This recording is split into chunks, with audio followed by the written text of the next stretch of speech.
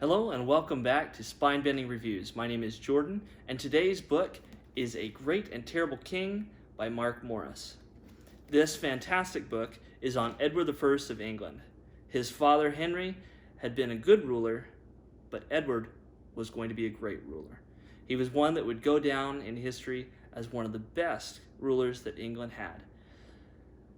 Edward's life started out a little different than most. His mother had been from France, his father from England, and there were a number of loyalties that caused a lot of political intrigue at the beginning of his life. However, one thing that brought him out of this was when he was a young man, he had the opportunity to go on a crusade. This crusade changed his life forever. Although it didn't work out well for him when he went to the Holy Land. In fact, the crusade was more of a failure. He did well in a number of key battles, and it gained him renown, and it gained him the loyalty of one of the popes who lived at the time. But there was no strategic victory, there was no grand victory that brought him the level of, I want to say, peace that he was looking for, this idea that he had done something lasting and of value. To do this, he went back home.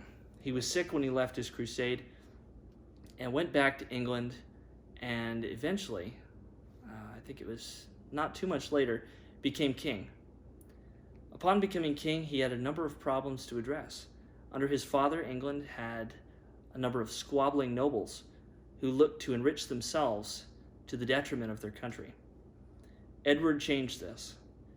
He allowed his nobles to have power and gave them influence and castles and land in order to appease them, but he made sure that it was definitely in England's interest first.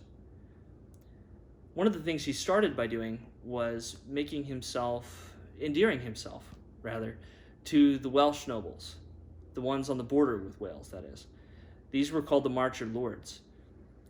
What followed was a series of conquests and fights that happened with the Welsh that allowed Edward to gain territory and to enrich his tax base, more or less. But what Edward is most famous for, are two things. Number one, for the number of buildings that he built, strangely enough. He and his wife were greatly involved in building up churches and monasteries and religious buildings all over England. You can see their architecture today. It still stands. It's really amazing.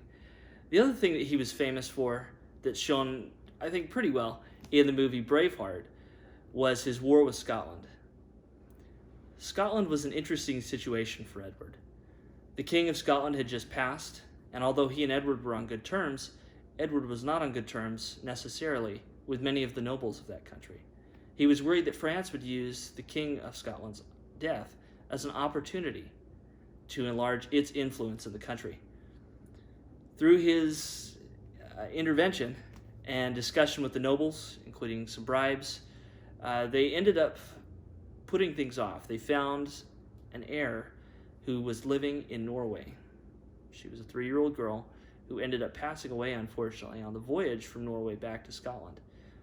What this allowed Edward to do, though, was to use this as an excuse to take the throne of Scotland for himself, for England, as a matter of national security at the time. Often people look at history and we judge it by today's standards, but at the time, this was something Edward felt he had to do to maintain control of his own country and to secure it. What followed next is exactly what you saw, more or less, in the movie Braveheart, where there were a number of battles, a number of skirmishes, with the Scots ending up on the losing side of that.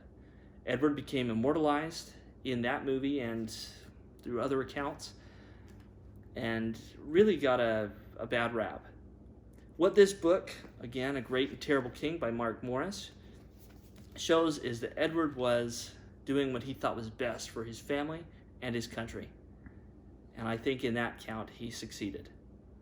You can buy this book on Amazon, like I did. I bought it used for $14. No way I'm going to pay that no way I'm going to pay more for a brand new book. It was fantastic as it was used. You can often find them like new condition for that price. And it's 400 pages. It was a quick read and definitely something that I recommend. If you like this content, go ahead and hit the like button. Subscribe to the channel if you want to see more like this, and let me know what I can do to improve or add to the channel down in the comments. Thank you so much, and we'll see you next time on Spine Bending Reviews.